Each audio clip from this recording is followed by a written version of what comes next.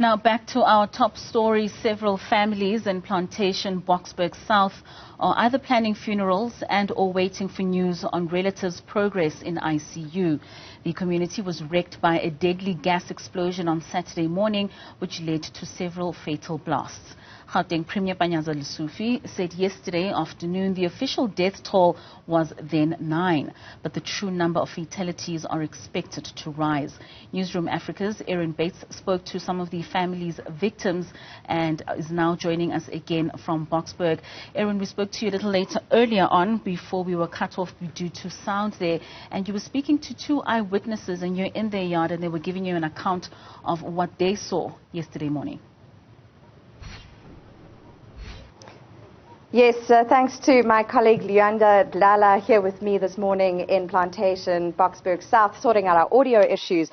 We were about to hear from Sandra Mombeshara Kabamba. Sandra, you're also here with us this morning after what happened yesterday. Tell me about that shimmering you described. As we were standing out, first what happened is I woke up from the sound of pressure. So I actually thought that it's water that bursted. Then I checked around my yard. Then I didn't find any. Then I heard a sound from the bridge. So I had to come out. And then I checked under the bridge. I saw that there was a truck that got stuck. As I stood there with my sister Audrey Bushendi Baba, we started seeing shimmering things. And I said to her, that looks like a mirage. Then she said yes. Then we went back in the house. As we went back, after some few minutes, we had a blast. Then we had to come out of the house, running with the kids. Then we had to stand on the other street. Then the fire started, and it was intense. As it was intense, we stood there, people standing there. We were standing, watching what was happening, tires bursting and everything. So from that time, I had to walk with my kids because I said the smoke is not good for my kids because I have a 10-year-old, 6-year-old and a 4-month-old baby. So I moved to the other side. Just as I moved around the corner, then the final explosion happened. So you've lost your brother-in-law and a nephew. We're just going to give a warning to viewers that this will be sensitive material, but you had to identify a loved one.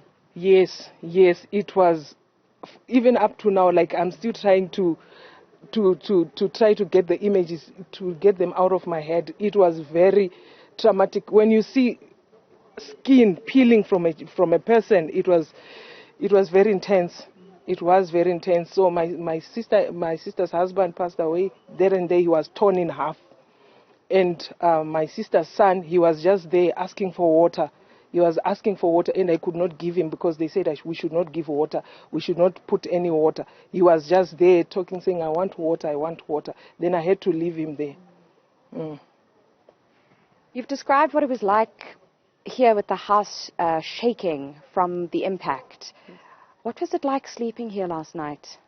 I didn't sleep here because all my windows, all the lights, everything, it's broken down.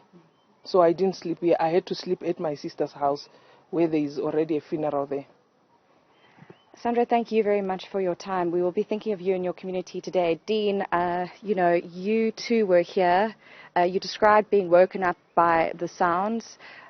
What's stuck with you since? Well, the actual blast, I missed it by almost 3 minutes, right, because I was going to work.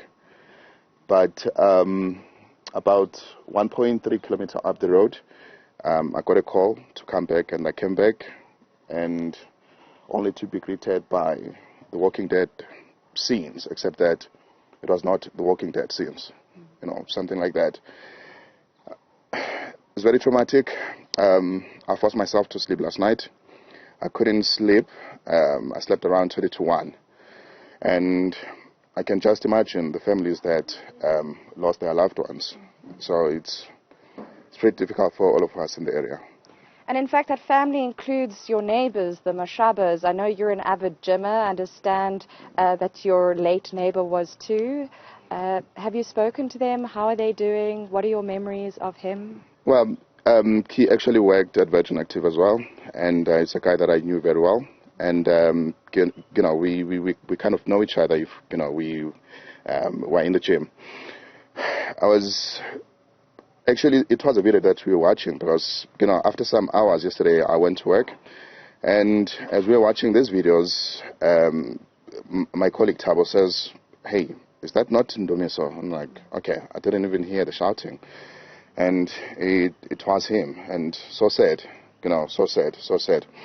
He was a very nice somebody. And at his house, he was, training people. And, a lot of people from this community were benefiting from his garage gym there. Because he was somebody that knew his stuff very well.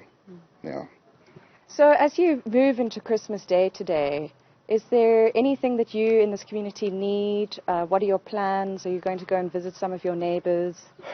Well, I don't know. We need everything because as you may have heard from Sandra, that the windows are shattered. Like everything is broken. Personally, I'm just gonna go to visit my family in Vosloorus, and but I strongly believe that a lot of people need a lot of assistance. Yeah. Certainly. Thank you both very much for your time, and I'm sure you will be squeezing your family members extra tight today after those scenes yesterday. This issue of rebuilding is one that has come up, speaking to several survivors and residents here in Plantation, Boksburg South. People saying they're scared of staying in their homes because of the structural integrity which may be compromised after the blasts. Windows wide open here. People worried about their possessions being pilfered by passers-by. And so as people deal with the shock, the trauma, the loss and the anxiety of having loved ones still undergoing treatment, there is a call from residents here for help. Window panes, beams for kitchen roofs. I mean, look at the structure behind me. Certainly some repair work to be done here amongst some of the houses. And you really can see, the impact of the blast several meters away from where it happened, or they happened, I should say. And so the call here from residents is for help rebuilding on Christmas Day after those explosions yesterday. Well, some very harrowing accounts coming from Plantation and Boksburg. We do hope that South Africans will rally together in assisting and ensuring that the rebuilding happens as soon as possible. That's Erin, our reporter out in Boksburg.